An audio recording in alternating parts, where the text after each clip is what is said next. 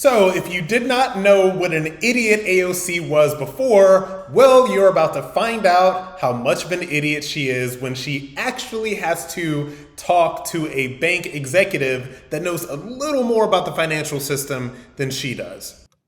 I'm not aware of the answer. Okay, so for your awareness, your banks have opted out of Paycheck Protection Program forgiveness,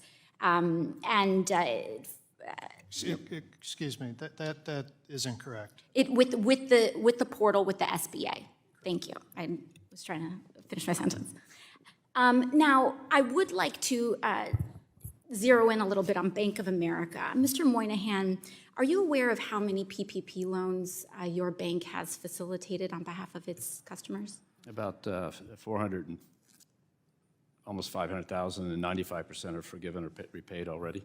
And we're finishing up the rest of them. How many of those loans, in terms of the percentage, have those loans been forgiven in full, as opposed to in part? The ones that are forgiven are mostly, vast majority be forgiven in full. In full. What we're starting to see here with some reporting in The Intercept, and this is just one reason why I was curious about the numbers, is that we're starting to see that Bank of America is refusing to forgive some PPP loans in full, but in terms of the portal that Bank of America have set up, it's very difficult to appeal these decisions. And in fact, what we're seeing is that Bank of America had pre-populated a forgiveness amount in their portal, sometimes drastically lower than small business owners had anticipated and had qualified for. And in instances where these small business owners have documentation, there's very little recourse or appeal. Does your portal make it easy to appeal their decisions so that after 2 attempts, the SBA can then take over the case? Borrowers can appeal. 95% of the loans are forgiven and repaid today, so we're only talking about 5% of the loans, and a substantial part of those are going through the appeal process as we speak. And so the borrowers can appeal, and we're in the process of finishing up that last 20,000 or so loans. It's a small amount of loans, and they're finishing. And to certify that 95% is a full forgiveness amount percent? Forgiveness and repayment. Some of them, full forgiveness, not partial. the vast majority are full forgiveness, but I can get the data to you.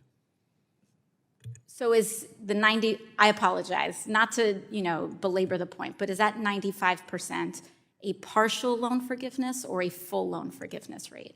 They're getting what the borrowers are applying for the forgiveness entitled in the program. 95% of them have gone through or repaid, and the vast majority of them are full forgiveness, but they're entitled to what the program designed. The government designed the program, and we implemented the program very short notice.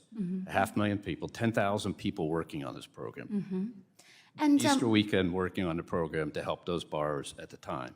And so we're finishing that up. It's just let the process go. And a lot of what you're reading, frankly, is not the facts because it's old. It doesn't understand how the math works. And so just give us some time. We'll give you the facts, and you'll see it. Yeah, it's all in the public. What is the reason that Bank of America chose to opt out of the SBA portal?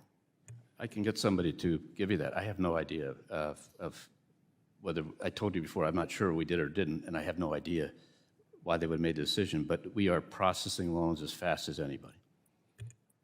And so when I watch something like this is what I have to think. Number one, I think that what people really need to understand, and I think that what a lot of people really don't think about, is how fundamentally mediocre most people that are in elected office are in this country. Okay, elected office, what it attracts are the kinds of people who literally, there was somebody that I read on Twitter that put it best. I think it was Jesse Kelly. He said that public office and elected office, particularly nationwide elected office, attract people that want the perks of being rich without actually having to do something to become rich. So they like having the fancy dinners. They like having access to very wealthy people.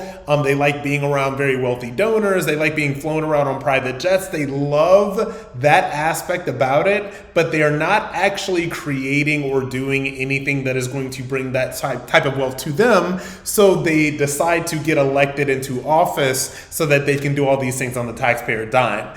And so when I think about that concept and I think about the fact that AOC is, number one, AOC is a fundamental mediocrity, number one, but she is just one of many mediocrities, okay, that are in the House of Representatives right now, both on the Democrat and Republican side. And this is somebody that fundamentally does not understand anything that she's talking about when it comes to the financial system.